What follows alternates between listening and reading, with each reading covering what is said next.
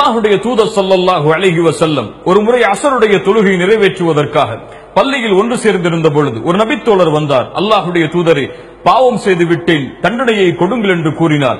அல்லாஹ்வுடைய தூதர் அவரை புறக்கணித்து விட்டார்கள். இகாமத் கூறப்பட்டது. தொழுகை நடந்து முடிந்ததற்கு பிறகு மீண்டும் அந்த நபித்தோழர் அல்லாஹ்வுடைய தூதரை சந்தித்தார். அல்லாஹ்வுடைய தூதரை, மீண்டும் சொல்கிறேன், பாவம் செய்து விட்டேன், தண்டனையை கொடுங்கள் என்று. அல்லாஹ்வுடைய தூதர் ஸல்லல்லாஹு அலைஹி வஸல்லம் அவரை பார்த்து கேட்டார்கள், அஸல்லைத்தல் அஸர மஅனா, எங்களோடு நீங்கள் அஸருடைய தொழுகையை தொழுதீர்களா என்று.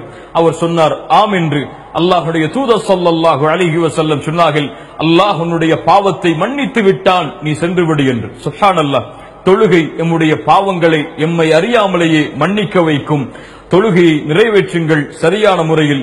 அல்லாஹ் ரப்புல் ஆலமீன் இந்த தொழுகையின் மூலமாக எம்முடைய பாவங்களை அல்லாஹ் ரப்புல் ஆலமீன் அழிப்பானாக, மன்னிப்பானாக.